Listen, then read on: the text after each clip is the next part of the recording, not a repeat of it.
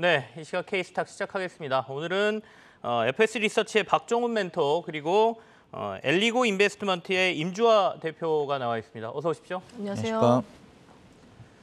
제가 2008년 금융위기 때 여기 진행했다 그러니까 신입 아니었냐고, 앵커 아저씨 신입 아니었어? 이렇게 남겨주셨는데요. 이 얼굴에 신입이면 큰일 나죠. 저 나이가 꽤 있습니다. 자, 두 분하고 얘기 한번 진행해 볼 텐데요. 먼저 오늘 첫 번째 이슈부터 확인하겠습니다. 자, 미 반도체 호실적의 대장주가 약진했다. 필라델피아 반도체 지수가 좀 올랐습니다. 미국 증시는 좀 약세를 보였지만 반도체 쪽에는 또 다른 얘기들이 조금 나오고 있는 것 같은데요. 같이 얘기를 좀 하겠습니다. 오늘 삼성전자도 플러스를 키고 있죠. 먼저 박정훈 멘토부터 반도체 얘기부터 시작하겠습니다. 예. 오늘 물론 이제 미국 시장 반도체주들이 삼성전자 하이닉스 주가에 영향을 끼친 거 아니냐고 생각할 수도 있지만 제 생각은 오히려 시장적인 영향이 좀 더 컸던 것 같습니다. 물론 이제 삼성전자 하이닉스 주가가 뭐 싸다면 싸다고도 생각할 수도 있겠지만 저는 아직까지 그 시장의 우려를 다 반영하지 않았다고 보고요. 그래서 반도체주를 지금 적극적으로 또 봐야 되냐에 대해서는 조금 의문이 갑니다. 물론 단기적으로는 그 베어마켓 랠리까지는 아니겠지만 어쨌든 단기로 조금 반등은 시장은 가능하기 때문에 그게 조금 반응을 해서 주가는 조금 더 갈 수 있겠지만 그래도 아직까지 안심할 때는 아니라고 봅니다. 이유는 일단 그 시장이 안 좋을 때 사실 반도체주들은 시장이 좋을 때는 그 시장이 좋고 업황이 좋을 때는 PER로 생각을 하시다가 밸류에이션을 매기시다가 시장이 안 좋을 땐 자꾸 이제 또 PBR을 따지게 됩니다. 근데 네네. 그동안 이제 논리는 그동안 삼성전자 하이닉스가 벌어온 현금이나 이런 걸 감안하면 PBR이 그전하고 같다는 것 자체가 저평가된 거 아니냐는 생각들을 하시는데 사실은 내년 실적이 또 어떻게 나올지 모르게 되고 그다음에 업황이 아직 턴어라운드되는 정확한 시그널이 없기 때문에 여기서 추세적인 큰 반등을 기대하기는 쉽지 않아 보입니다. 그래서 결론적으로는 반도체주가 지금 반등할 때는 시장에 의한 반등이라고 생각을 하기 때문에 너무 큰 기대보다는 어떻게 보면 약간 매매를 하셔야 되는 상황일 것 같아서 네네. 그걸 좀 고려해 주셨으면 좋겠습니다. 방금 전에 PER, PBR 말씀해 주셨잖아요. 최근에 PER 가지고 저평가됐다라고 얘기하면 뭐 PER 8배 저평가입니다라고 얘기하면 8배 밑이 얼마나 많은데 이렇게 반문이 돌아오는 것처럼 예. PER을 대기가 무색할 정도로 지금 주가들이 많이 내려와 있죠. 그러니까 기업의 뭐 펀더멘탈이라고 할까요? 어떻게 보면 PER이라는 게 과거의 수익성을 가지고 저희가 보는 거기 때문에 미래를 반영하지는 않거든요. 그러다 보니 최근에는 PER 잣대가 의미가 없다 이렇게 얘기하시는 분들도 있습니다. 어쨌든 반도체는 오늘은 조금 좋지만 전체적인 업황 자체가 좀 불안하기 때문에 조금 더 지켜봐야 된다는 의견을 좀 주신 것 같고요. 임주화 멘토께서는 반도체주들을 어떻게 보고 계십니까? 제가 보기에는 네. 지금 들어오고 있는 수급들이 대부분 외국인이 최근에 담았던 ETF 중에서 타이거 반도체 ETF라든가 아니면 코덱스 반도체 ETF 수급도 조금 영향을 주고 있는 것으로 보입니다. 근데 제가 봤을 때는 반도체 쪽은 장기적 문제랑 단기로 좋아질 부분들을 두 개를 정리를 하자고 하면은 장기적으로 문제가 되는 거는 중국으로 반도체 생산 장비를 보내지를 못하고 중국에서 생산된 반도체로 인해서 만든 제품이 미국이나 유럽으로 가내지 못하는 그 부분들이 장기적으로 있다고 한다면 저희가 지금 GDP, 인구 총생산의 대부분이 반도체 산업을 주력으로 하고 있기 때문에 네. 내년에 이 반도체 부분이 장기적으로 미중 갈등이 계속 지속된다고 가정한다 그러면 이것보다 더 심화된다고 한다면 GDP가 마이너스로 나올 수 있게 되는 가장 배경에는 반도체가 많이 못 팔리게 되는 부분들이 우려감이 기본적으로 잠재가 돼 있는 상태고요. 단기적으로 좋아진다고 하는 거는 지금부터 뭐 공장 증설도 있고 또 업황 분위기가 한번 회전되는 지점이 2023년 3분기 정도로 추정이 됩니다. 2023년 3분기에 개선된다는 걸 보고 보통 6개월 선행해서 반도체를 트레이딩 한다고 한다면 네네. 전반적으로 반도체 진짜 매수세로 전환되는 지점은 2월 정도로 추정이 됩니다. 그래서 당분간 저가 매수로 2월 달까지 보유하시는 개념이라고 한다면은 저는 괜찮다고 판단이 되는데 만약에 네네. 당장 수급을 원하신다면 여유 없는 투자자분들한테는 조금 무거운 종목이라고 저는 판단이 되고요.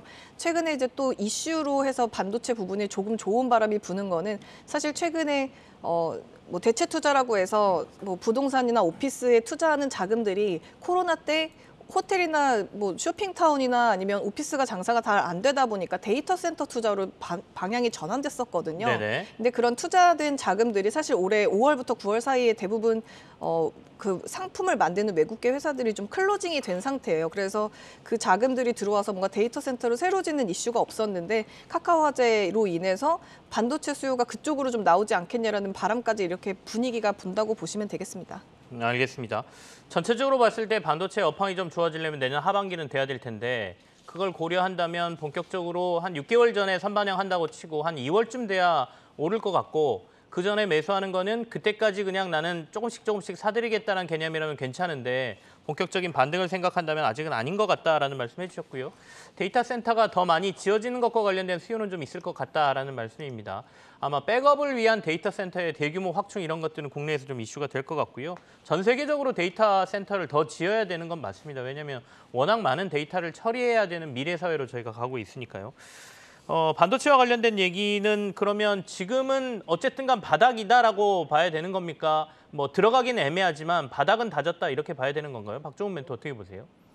예, 그냥 제 생각에는 여기서는 이제 상방으로 많이 갈 수 있는 확률보단 하방으로 좀 더 갈 수 있는 확률이 있기 때문에 조금 더 하방으로 갈 것 같다. 예, 그럴 확률이 있기 때문에 그냥 조심하자는 거고요. 네. 예, 다만 공격적인 매수보다는 그냥 대신에 하방을 하더라도 뭐 그런 폭락이나 이런 것보다는 예전보다는 조금 지수가 어느 정도 하방 경직을 갈 수 있다는 여지가 커서 그런 것들을 감안하면 주가로서는 뭐 한 많이 한 5에서 10% 정도, 그 정도 보고 있기 때문에 그거는 견딜 수 있는 상황이라면 뭐 그냥 가져가는 것도 나쁘진 않을 것 같습니다.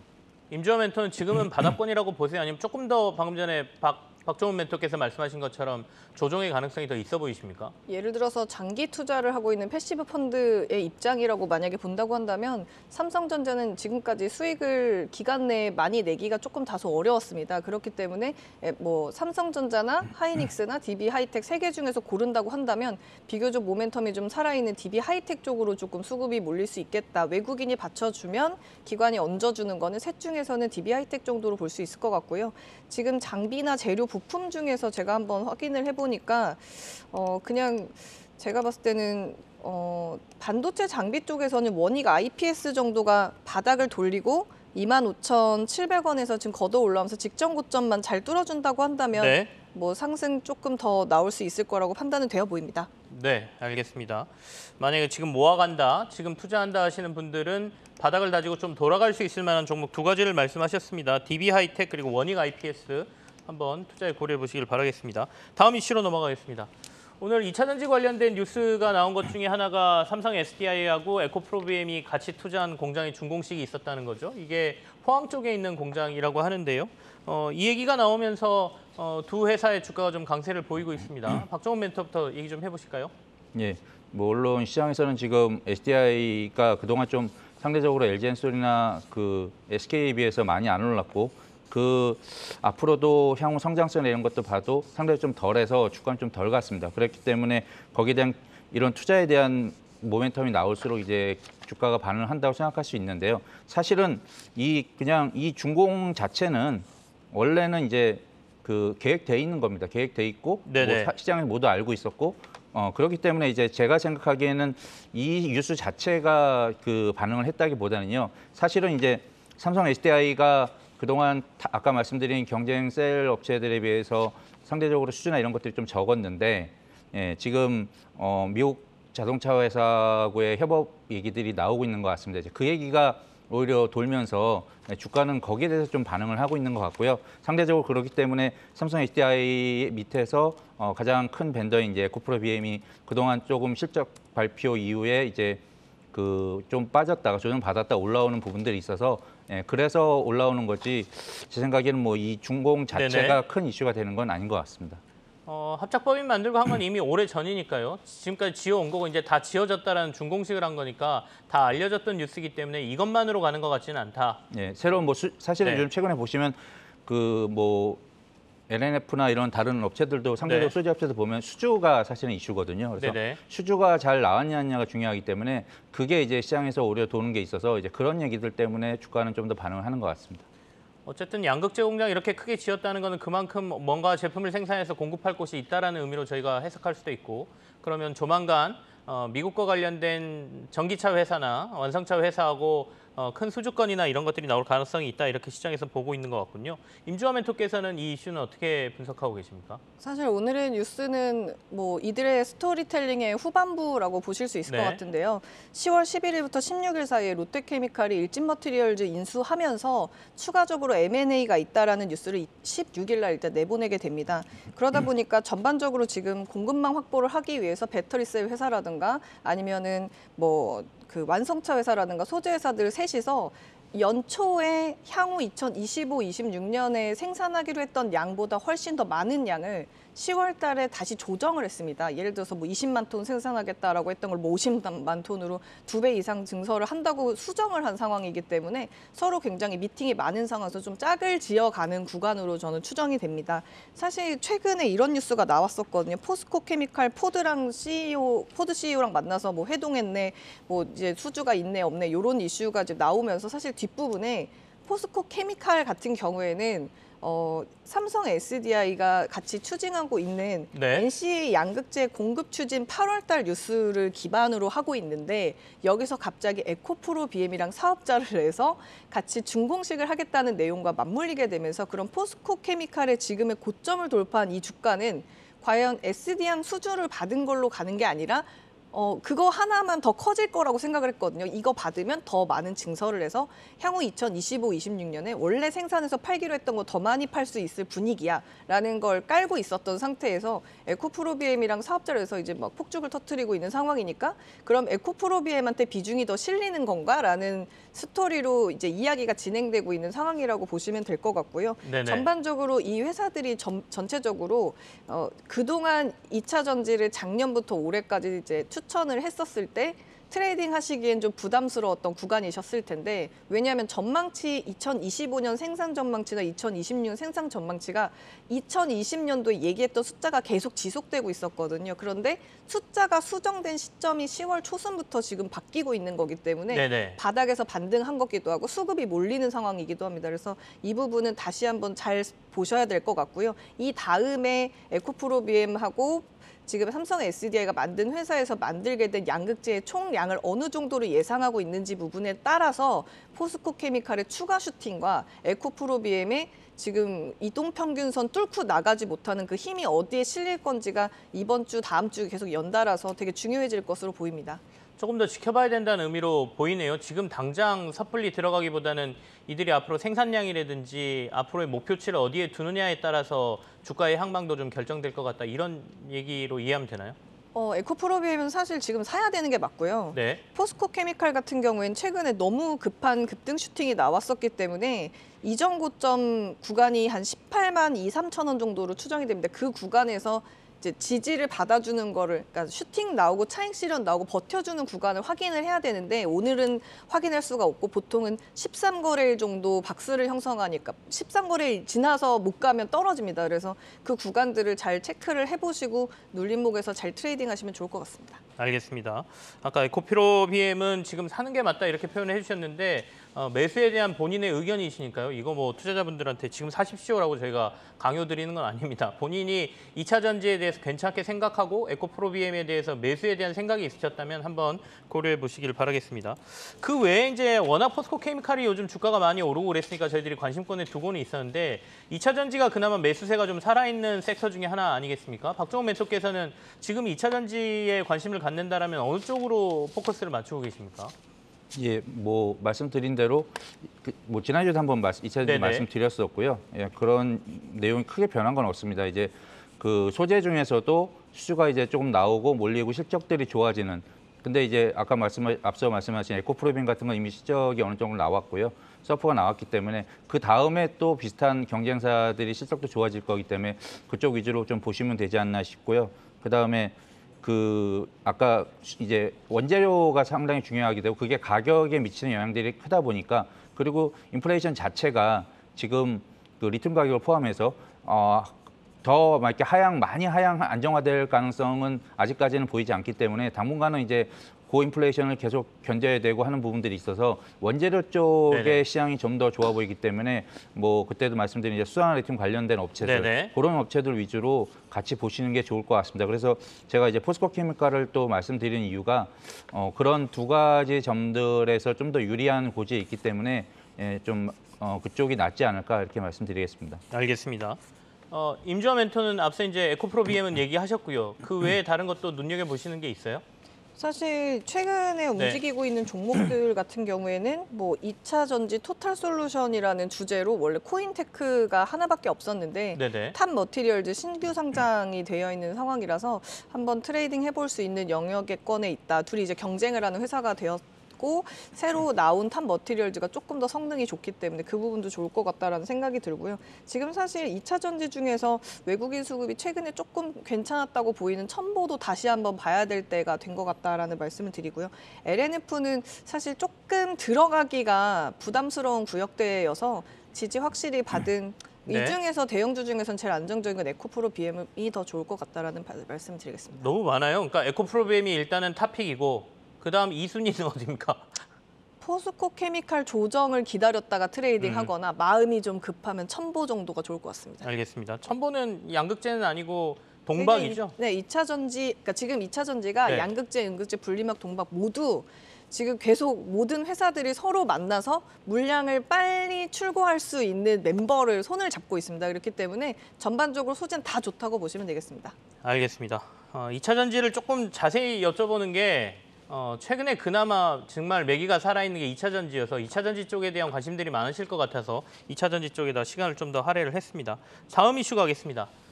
희비가 엇갈리는 조선주라고 저희가 일단은 제목은 뽑았고요. 건설주요, 건설주. 어제 이제 저희가 오프닝하면서 제가 레고 랜드죠. 춘천에 있는 레고랜드의 PF 관련된 얘기 이런 것들이 결국에는 건설부터 시작해서 금융까지 문제를 좀 일으킬 가능성이 높다. 뭐 이런 얘기들을 좀 전해드렸는데 오늘 이제 금융당국에서도 그와 관련된 뭐 풍문 이런 것들 뭐 조사에 나서겠다라는 얘기도 있고요. 여러 가지 이슈들이 나오고 있습니다. 부동산 시장이 급락하고 금융시장의 조달금리가 올라가기 시작하니까 결국에는 건설 쪽이 흔들흔들 한다는 거거든요. 한번 같이 얘기를 해보죠. 박정훈 멘토께서는 이 이슈 어떻게 보고 계시나요? 좀 주의를 해야 될 것 같습니까? 예, 뭐 그 말씀한 대로 지금 시장 상황 자체가 주식이 물론 미래를 반영하긴 하지만 지금 저희 시장에서도 이제 남아 있는 가장 큰 이슈가 지금 경기 침체 이슈 아닙니까?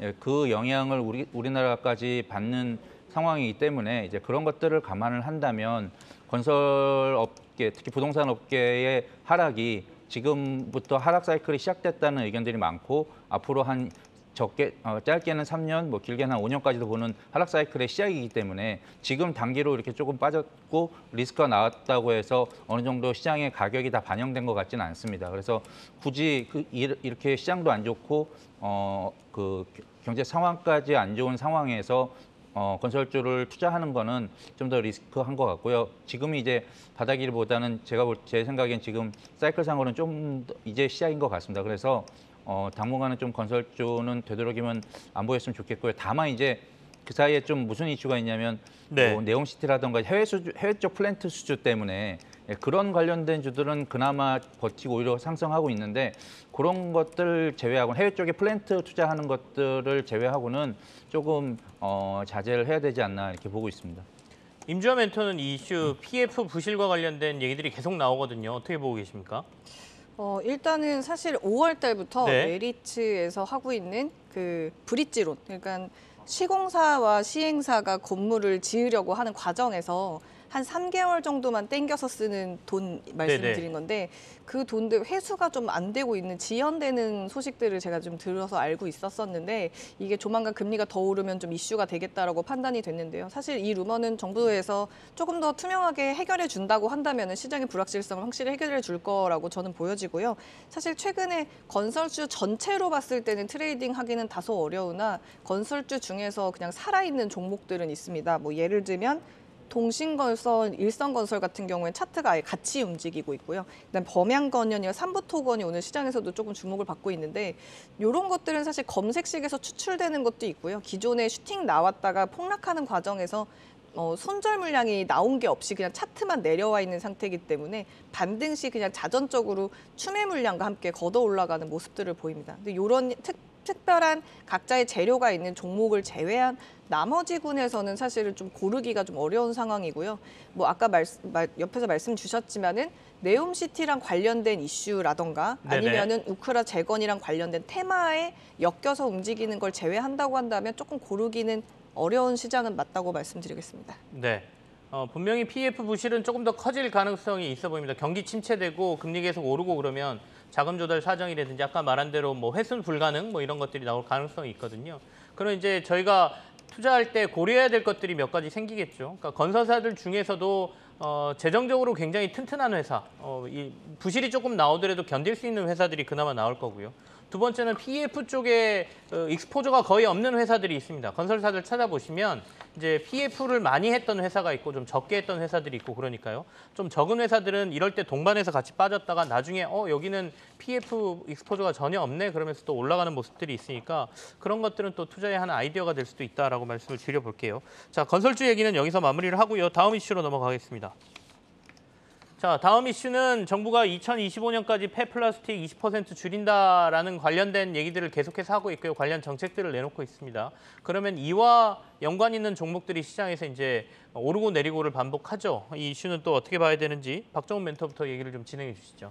이제 일단 그 팬데믹 이후에 그 플라스틱 사용량이 상당히 늘었고 공해 문제가 대두되고요. 또는 이제 친환경 문제도 있고 또 우리 제조기 업체들의 뭐 아리백 같이 정책적으로 앞으로 친환경 생산을 해야 되는 이런 문제들이 생겼기 때문에 그런 거 관련해서 그 바이오 플라스틱 같은 이런 친환경 플라스틱 얘기들이 계속 나왔는데요. 사실은 이 이슈가 지금 당장 최근에 나온 이슈는 아니고요. 이미 작년에도 나왔던 이슈입니다. 그리고 그래서 이제 관련주들이 조금 움직이긴 했었는데 오늘 조금 다시 나온 것 같아서 다만 이제 실제적으로 이 사업을 하고 있는 업체도 한두 업체가 있긴 하지만 네. 그런 걸 감안해도 아직은 그냥 테마성인 것 같습니다. 그래서 만약에 관련주들이 좀 급등을 할 때 따라가시기보다는 오히려 갖고 계신 분들이라면 조금 차익 실현을 하시는 편이 낫지 않나 이렇게 보고요. 다만 이게 아예 실체가 없는 그 주는 테마는 아니기 때문에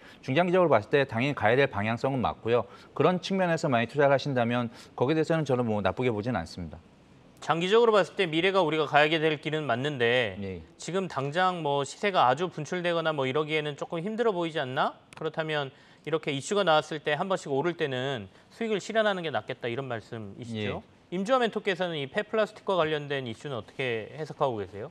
요즘 두 가지 이슈가 있습니다. 하나는 이제 열로 분해해가지고 하는 폐플라스틱이 있고 우리가 스티커를 떼고 깨끗하게 내서 보내는 플라스틱 두 가지가 있는데 이 깨끗하게 내보내는 플라스틱도 정말 깨끗한 거는 개당 거래가 700원에서 900원 정도의 거래가 되고 저희가 사 먹는 물보다 비싸게 거래가 되고요. 그리고 그 조금 묻어있는 상태의 플라스틱 같은 경우 회수해서 처리되는 비용이 500원에 처리가 되고 있습니다. 그렇다 보면은 분리해서 하는 거 말고 열로 뭔가 추출해서 하는 걸로 비즈니스를 해보자라고 하는 건데 사실 관련주가 에코플라스틱이나 세린 BNG나 코오롱 플라스틱인데 사실 수급이 뭐가 나온 게 없는데 오늘 왜 주제로 삼았는지는 사실 잘 모르겠거든요. 왜냐하면 그 전에 이미 6월 달에 매우 부각이 됐었다가 지금 사실 부각할 타이밍이 아니라고 저는 판단이 됐는데요. 네네. 신정부가 열 분해 쪽, 그러니까 지금까지 분리 배출해서 수거하고 있는 과정에서 생겨나는 뭐 이렇게 뽀글이라고 부르는 점퍼 만드는 그 제품으로 들어가는 플라스틱이 좀 겨울 될 때마다 한 번씩 테마성으로 부각이 됐었는데 몰겨울 점퍼 뭐 5리터는 뭐 40만 원인데 이렇게 뽀글이로 되어 있는 거는 뭐 22,000원 저렴하다 이런 분위기라 형성이 됐었는데 사실 오늘 이 신정부가 추구하는 거는 열 분해로 돼 있는 다양한 폐기물 방식을 통해서 에너지화하는 쪽으로 좀 일을 하고 행정을 하고 있다. 뭐 요 정도로 오늘은 정리를 해볼 수 있을 것 같고요. 종목으로 트레이딩할 자리는 아무것도 없다고 말씀드리고 싶습니다. 오늘 이와 관련된 이슈는 그렇게 딱히 시장에 큰 영향을 주는 것 같지 않다라고 예, 말씀하셨잖아요. 그러면 오늘 임주화 멘토께서 눈에 들어오는 다른 이슈 있으십니까? 오늘 저희가 안 뽑은 것 중에. 금요일인데 사실 고르기가 좀 만만치 않아서요. 네네. 뭐 잠시 뒤에 제가 종목 소개할 때 그걸로 한번 얘기해 보도록 알겠습니다. 하겠습니다. 저희한테 이거 왜 골랐냐고 해서 저도 한번 질문을 던져봤습니다. 자, 다음 이슈 그럼 보시죠. 다음 이슈는 고려아연과 관련된 이슈입니다. 사실 고려아연도 어떻게 보면 2차 전지하고 관련이 있다고 볼 수도 있는데 최근에 그 고려아연과 관련돼서 증권사들이 목표가를 낮추는 모습들을 보여주고 있거든요. 에너지가 많이 들어가는 아연 관련된 그 고려아연이 이 부분에 대한 부담감을 느낄 거다라는 게 전체 리포트의 핵심 내용입니다. 같이 좀 점검을 해보겠습니다. 박정훈 멘토께서 먼저 고려아연 얘기 해주시죠. 예, 그 주가라는 게 사실은 상승할 수 있는 요인은 크게 두 가지로 나눠볼 수 있습니다. 그러니까 실적이 좋으냐, 아니면 밸류에이션을 높게 받을 수 있느냐. 라는 두 가지 점인데 최근에 이제 고려아연이 상승을 했던 이유 중에 가장 큰 건 아무래도 2차 전지 사업이나 이런 관련된 그다음에 이제 지배구조 이슈하고 관련된 것 때문에 밸류에이션적인 측면에서 조금 더 프리미엄을 받아서 이제 주가가 좀 괜찮았던 거고요. 다만 이제 다시 이제 원 실적으로 돌아와서 그 어느 정도 주가가 가다 보니까 어느 정도 실적이 돌아와서 됐을 때 실적에 대한 쇼크 우려가 나오니까 다시 이제 좀 빠지는 것 같습니다. 네네. 그래서 이제 결론적으로는 단기로는 당연히 실적이 안 좋은 건 맞습니다. 그래서 이럴 때는 소나기는 아무래도 피해야 되는 게 맞는 것 같아서 어느 정도 정리를 좀 하시는 게 좋을 것 같고요. 다만 이제 좀 어느 정도 주가가 좀 바닥을 딛고 밸류에이션을 다시 이제 2차 전지에 대한 얘기들이 다시 부각이 될 수 있을 때 그때 다시 보시는 게 좋지 않나 이렇게 생각됩니다. 지금 고려아연이 58만 4천 원 정도 주가지 않습니까? 그럼 여기서 조정이 나왔을 때 다시 저희가 고려할 만한 구간은 어느 정도로 보세요? 글쎄요, 이게 사실은 절대적인 가격으로 측정하기가 좀 쉽지는 네네. 않고요. 다만 이제 그때 당시 이제 시장 상황에서 반등을 할 때 조금 봐야 되지 않을까 이렇게 보고 있습니다.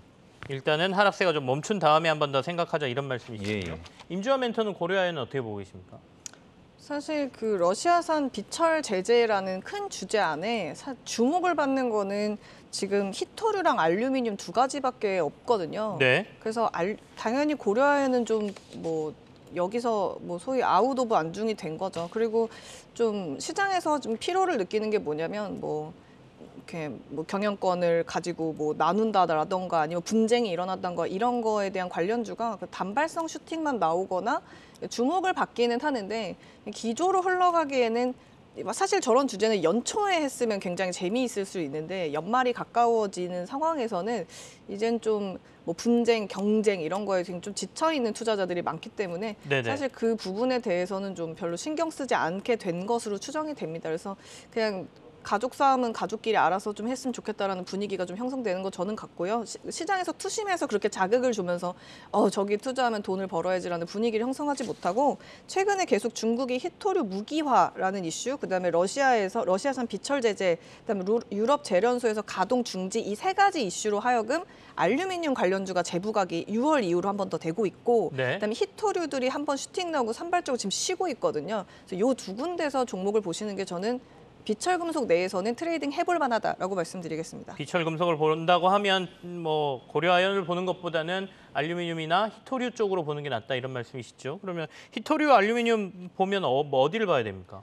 히토류 같은 경우에는 사실 시총이 뭐 이렇게 좀 작은 친구도 있지만 네. 유니온 머티리얼이나 유니온 아니면 동국 RNS가 있는데요. 동국 RNS가 조금 단기 수급이 많이 몰렸었고 유니온 머티리얼즈가 좀 트레이딩 해볼 만한 정도의 수준의 어렵지 않은 매매인 것 같고요. 그다음에 알루미늄 같은 경우에는 6월 달엔 기관이 조일 알루미늄을 밀다가 이번 주에는 이번 타임에 사마 알루미늄을 밀고 있기 때문에 둘 중에서 선택을 어떻게 해야 될지 저도 아직 고민 중인 상황이고 알루미늄은 좀 수급을 조금 더 지켜봐야 될 것 같습니다. 알겠습니다. 혹시 비철 금속 관련해서 투자를 고려하고 계신 분들이 있다면 방금 전에 임주환 멘토가 얘기하신 종목들 한번 같이 살펴보시길 바라겠습니다.